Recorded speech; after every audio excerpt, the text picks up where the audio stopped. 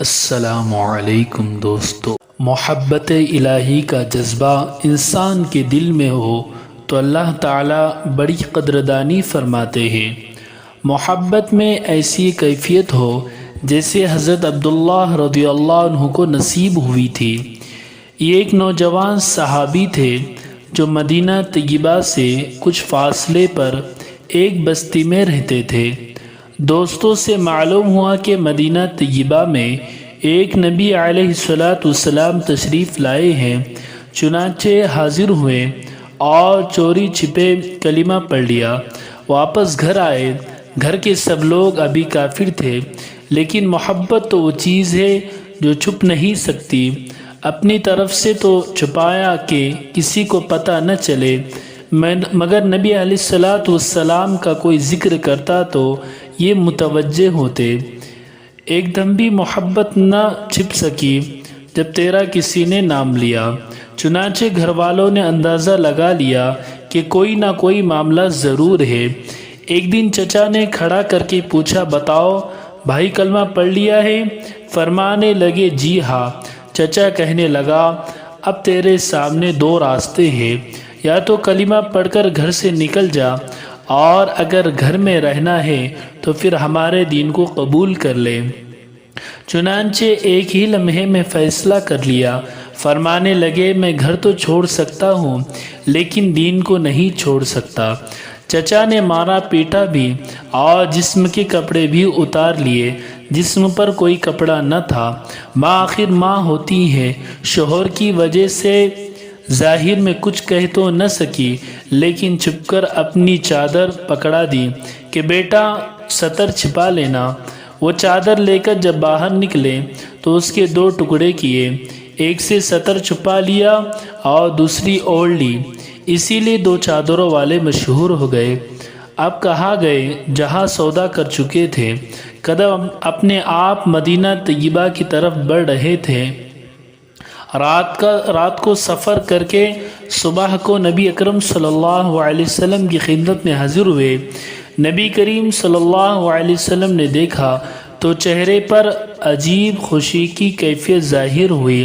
صحابہ کرام متوجہ ہوئے کہ یہ کون آیا ہے کہ جس کو دیکھ کر اللہ کے نبی کا چہرہ یوں تمتما اٹھا ہے۔ دونوں جہاں کسی کی محبت میں ہار کے آ رہا ہے، کوئی غم گزار کے۔ حاضر خدمت ہوئے اور عرض کیا، اے اللہ کے نبی، سب کچھ چھوڑ چکا ہوں، اب تو آپ صلی اللہ علیہ وسلم کے قدموں میں حاضر ہوا ہو، لہٰذا اصحاب صفہ میں شامل ہو گئے اور وہی رہنا شروع کر دیا، کیونکہ قربانی بہت بڑی دی تھی۔ محبت الہی میں اپنا سب کچھ داؤ پر لگا دیا تھا، اسی لیے اس کا بدلہ ایسا ہی ملنا چاہیے تھا۔ اسی لیے ان کو ایسی کیفیتیں حاصل تھی کہ محبت الہی میں کبھی کبھی جذبے میں آ جاتے تھے۔ آج کل کے لوگ پوچھتے ہیں کہ جناب جذبہ کیا ہوتا ہے؟ جناب حدیث مبارکہ کو پڑھو، پھر پتہ چلے گا کہ جذبہ صحابہ کرام پر بھی طاری ہوتا تھا۔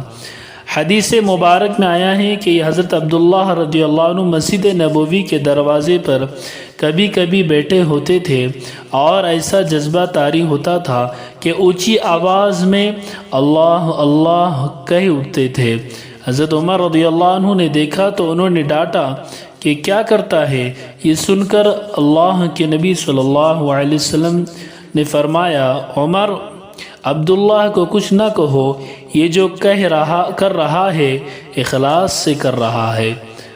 کچھ عرصہ گزرا، نبی کریم صلی اللہ علیہ وسلم ایک غزوے میں تشریف لے گئے۔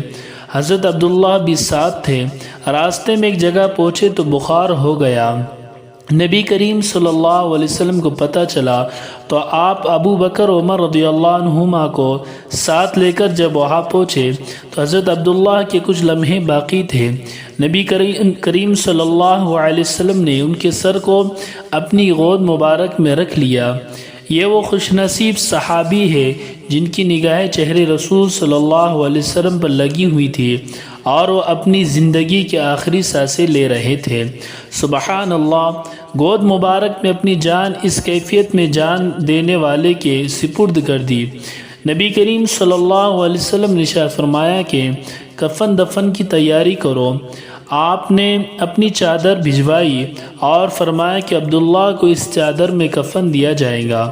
سبحان اللہ، اللہ واہ، تو بھی کتنا قدردان ہے کہ جس بدن کو تیری راہ میں ننگا کیا گیا تھا، آج تو اس بدن کو اپنے محبوب کی کملی میں چھپا رہا ہے۔ سبحان اللہ، سودا کر کے تو دیکھو، پھر دیکھے کہ اللہ رب العزت کیسی قدردانی فرماتے ہیں۔ ہم لوگ ہی بے قدر ہیں کہ اللہ تعالیٰ کو بھی کہنا پڑا، اور انہوں نے اللہ تعالیٰ کی قدر نہیں کی جیسے کرنی تھی۔ خود نبی کریم صلی اللہ علیہ وسلم نے ان کا جنازہ پڑھایا، پھر جنازہ لے کر قبرستان کی طرف چلے۔ شریعت کا مسئلہ یہ ہے کہ جو آدمی میت کا سب سے زیادہ قریبی ہو تو قبر میں اس کو اتارنے کے لیے اترے۔ اس وقت ابو بکر عمر رضی اللہ عنہما بھی کھڑے تھے۔ نبی علیہ السلام نے خود قبر میں اتار کر فرمایا کہ اپنے بھائی کو پکڑا دو مگر ان کے ادب کا خیال رکھنا۔ آپ نے اس عاشق سعدی کو اپنے ہاتھ میں لیا اور قبر میں لٹا دیا، گویا اپنی امانت کو زمین کے سپرد کر دیا۔ حدیث مبارک کا خلاصہ ہے، اللہ کے محبوب علیہ السلام نے جب ان کو زمین پر رکھا تو آپ نے ارشاد فرمایا، اے اللہ، میں عبداللہ سے راضی ہوں، تو بھی اس سے راضی ہو جا۔ یہ ایسے بول تھے کہ حضرت عمر رضی اللہ عنہ بھی سن کر وجد میں آ گئے اور کہنے لگے، میرا جی چاہتا ہے کہ کاش آج نبی اکرم صلی اللہ علیہ وسلم کے مبارک ہاتھوں میں میری میت ہوتی۔